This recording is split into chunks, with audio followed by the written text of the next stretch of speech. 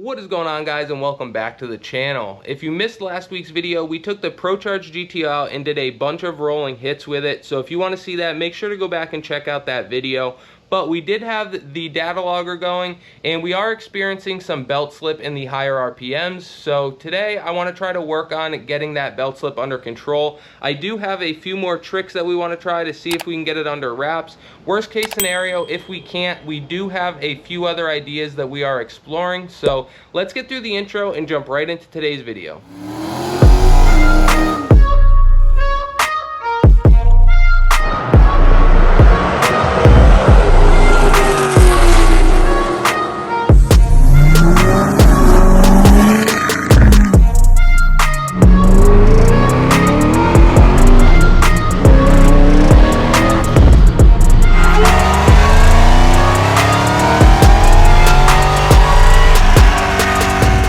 So now that we've gotten through the intro, let's go ahead and take a look under the hood of the GTO here. So we've got a D1SC Pro Charger that we have a GripTech 2.70 pulley on, and then the crank pulley is a 7.65.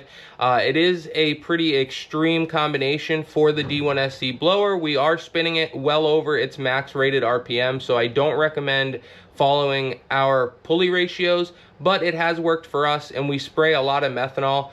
Even without the methanol though, the intercooler temps have stayed well within check, so that's not really a huge concern for us right now. Right now we're just trying to figure out our belt slip issue. So I think what we're going to try today is, we've got some brake clean here. We're going to pop this belt off of here, clean all the pulleys, and then put it back on. And then we're going to try some of this CRC belt conditioner. It's supposed to be a sticky type spray, so we're hoping that it might help us get some traction with this belt. As you can see, we are running a Gates green belt. I'd like to be running the Gates RPM belt, but we haven't been able to get one in the size that we need, so we're kind of stuck with that green belt for the moment. So let's get this belt off of here. We'll clean up all the pulleys, throw some sticky spray on it, and fire this thing up and see what happens. Alright guys, first thing first, on the D1SC kit here on the GTO, there's a 9/16 bolt back here on the tensioner. We gotta go ahead and just break that loose a little bit. Doesn't have to be super loose, but a couple turns usually does the trick. And then what I do is I use a 19, might be an American bolt here, but the 19 seems to fit it really well on the front side of this tensioner. So I pop that one loose.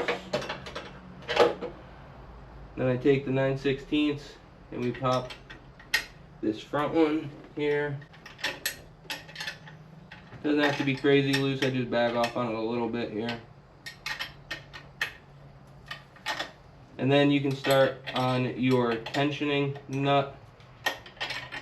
This one is also 9/16.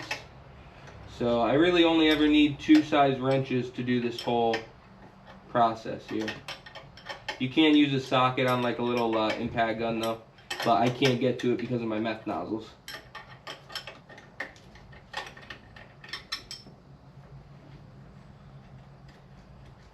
Once you get that nut backed off as far as you can, this tensioner should now be loose. Should be able to pop it off right up here.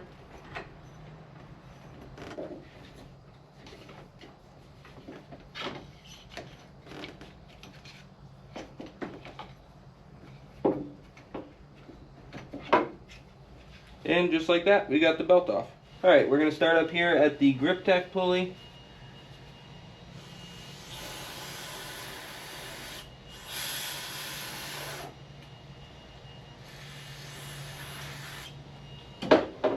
Got a clean brush here.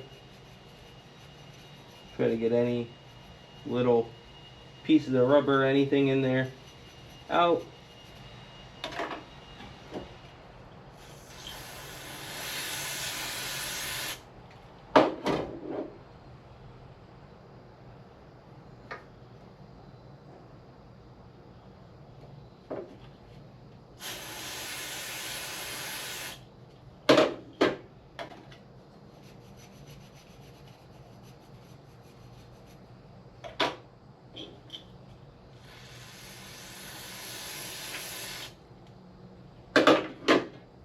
Alright, now let's go underneath and try to get the crank pulley itself cleaned up.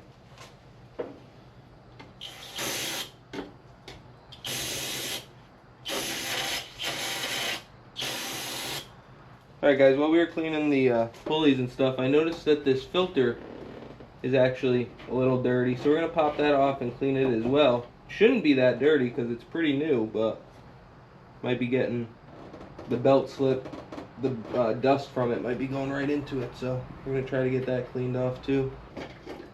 It's pretty dirty, especially on the side that was facing the belt, but it's pretty dirty all the way around. Like I said, it was a new filter, so it's strange. But let's go clean it and then try to get it back on. So we definitely got the filter a lot cleaner than it was. So let's go ahead and throw that back on quick, and then we will take care of this belt and start putting this thing back together.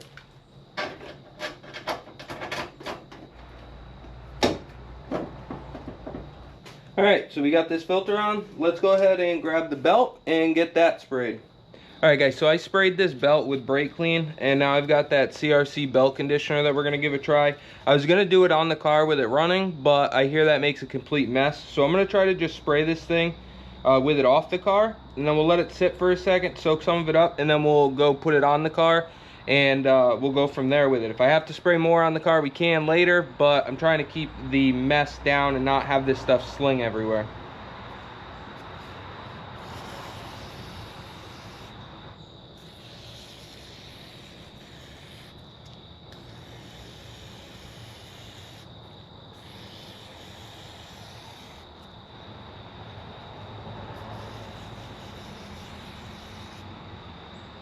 This way it seems like it might also work good because it can let some of the excess just drip right off.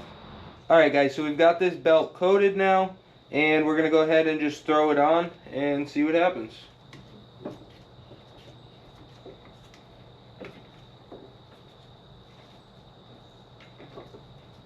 Alright guys, so I got that belt on, and just for an example here, the back of my glove slide, very easy, right? These one, now the front, since I've touched that stuff, it's definitely binding. I wouldn't say it's sticky, but with rubber, it's definitely making it grab, but that's just rubber to rubber, so it's hard to tell. So we'll see what happens when we fire this thing up. Alright, so as you guys seen, we got the pulleys cleaned off, the belt sprayed and back on. It's been a few days now. We had rain for the last 3-4 days straight, so we haven't had a chance to get the car out, but now that it is finally nice out, we're going to go ahead, get this thing fired up, backed out, set up the data logger and some cameras, and take this thing for a ride.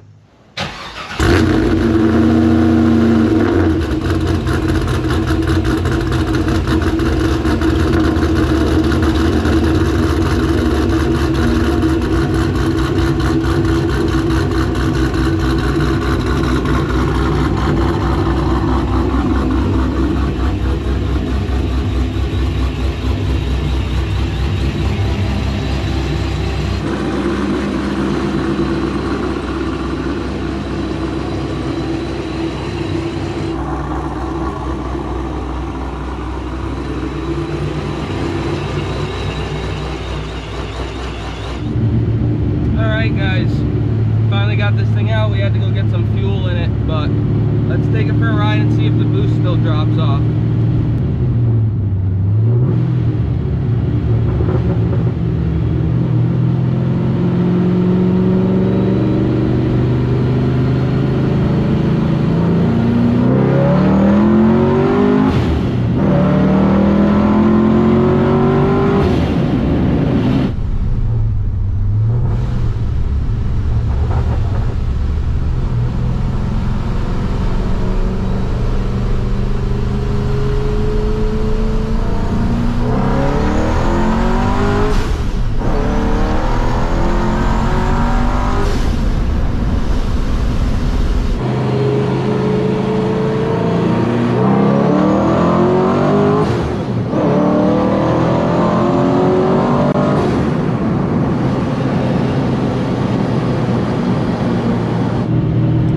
To tell by the seat of your pants, but it didn't feel like it dropped off that time. For the last little while, it's been feeling almost like it lays over in the high RPMs, but that time it actually felt pretty strong.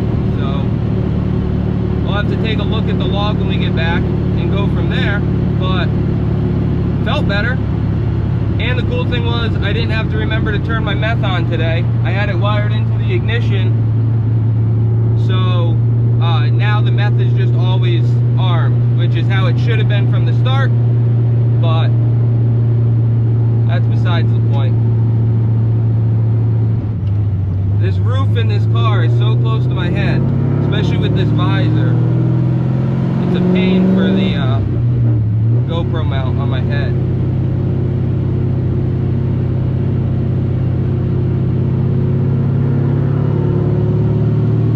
We can try third gear this time.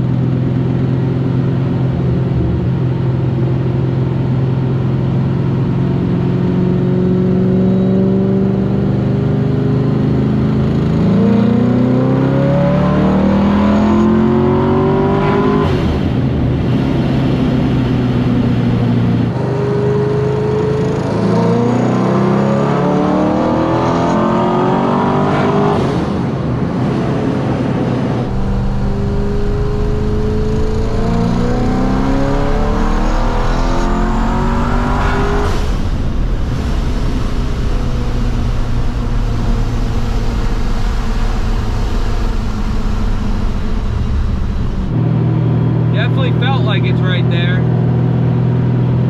She had a little bit of smoke behind her that time, but we'll have to look at the log, make sure everything looks good. Could have been normal, but it always makes me nervous when it does that.